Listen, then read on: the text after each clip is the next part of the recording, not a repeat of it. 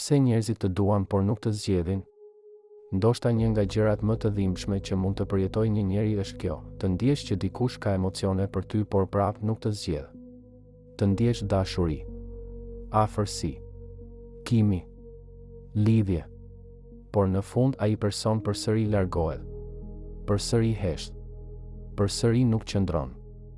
Dhe ti mbetesh duke pyetur veten, nëse më donte pse nuk më zgjodhi?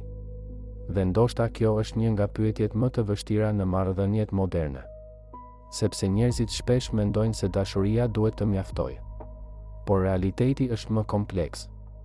Ndonjëherë njerëzit të duan vërtet, por nuk janë emocionalisht të aftë të zgjedhin. Ka diçka shumë të rëndësishme që shumica nuk e kuptojnë.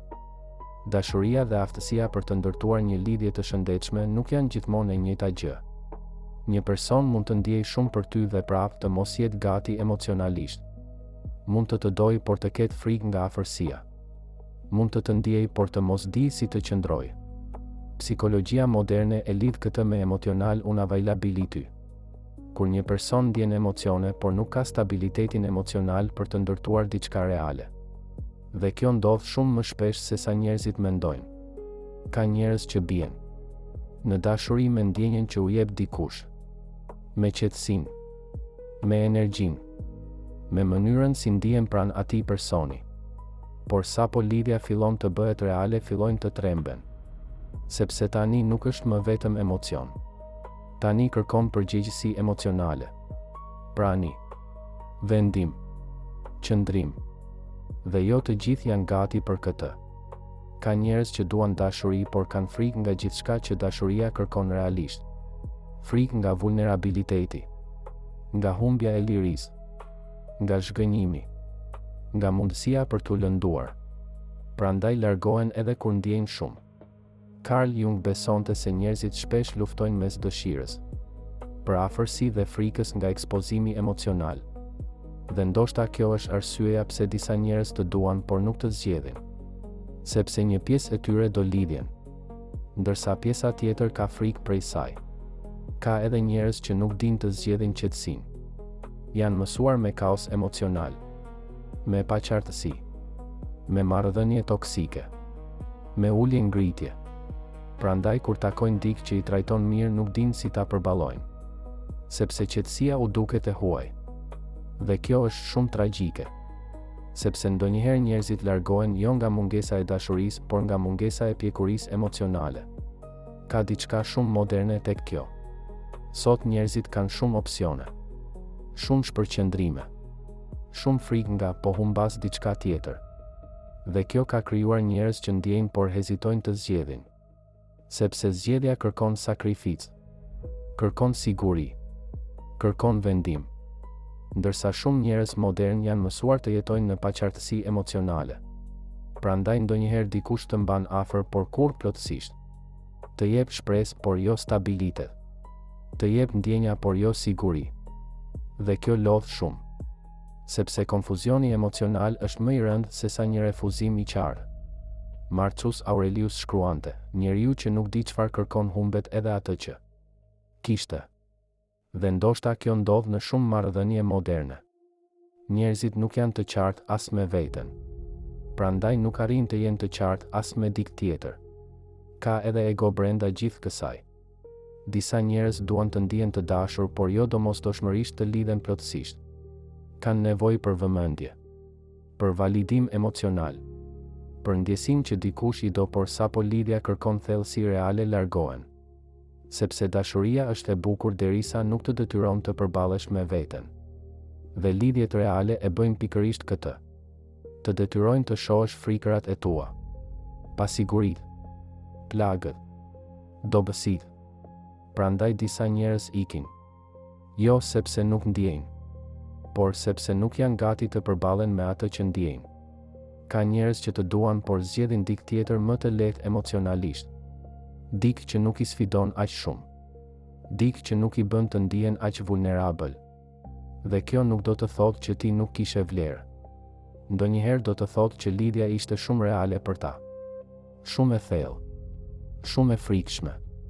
Nietzsche shkruante, njerëzit ndonjëherë largohen nga gjërat që duan më shumë. Sepse dëshira e thellë krijon frikë. Frikë nga humbja, nga varësia emocionale, nga dhimbja. Prandaj disa njerëz preferojnë të largohen para se lidhja të bëhet shumë reale. Ka edhe njerëz që të duan por nuk e duan veten. Dhe kjo është shumë e rëndësishme. Sepse njeriu që nuk ndihet i mjaftueshëm brenda vetes shpesh nuk di si të ndërtojë diçka të qëndrueshme. Mendon, nuk do funksionoj. Nuk e meritoj. Do ta lëndoj. Do më lëndoj. Dhe gradualisht fillon të largohet. Edhe pse ndjen. Psikologjia moderne e quan këtë self-sabotage. Vetë shkatërim emocional. Kur njeriu shkatëron diçka të mirë sepse nuk di si ta mbajë. Dhe kjo ndodh shumë në kohën moderne. Sepse shumë njerëz janë emocionalisht të lodhur, të paqartë, të traumatizuar nga marrëdhënie të mëparshme. Prandaj kur shfaqet diçka reale nuk dinë si ta trajtojnë. Erich Fromm shkruante se dashuria nuk është vetëm ndjenjë, është aftësi. Dhe ndoshta kjo është arsyeja pse disa njerëz të duan por nuk të zgjedhin. Sepse ndjenja ekziston, por aftësia për të ndërtuar diçka të shëndetshme mungon. Ka një ndryshim shumë të madh mes të ndjesh diçka dhe të jesh gati për diçka. Shumë njerëz ndjejnë, por jo të gjithë janë gati. Gati për afërsi reale, për stabilitet, për komunikim, për përgjegjësi emocionale, për zgjedhje të qarta. Dhe ndonjëherë kjo është pjesa më e dhimbshme. Kur e kupton se dikush mund të dojë dhe prapë të mos jetë personi i duhur për ty sepse dashuria pa siguri emocionale krijon konfuzion. Pa prani krijon vetmi. Pa vendim krijon dhimbje. Ka njerëz që rikthehen vazhdimisht. Të japin ndjenja. Të japin shpresë. Por kur nuk zgjedhin plotësisht. Dhe gradualisht ti fillon të jetosh në pritje. Në paqartësi.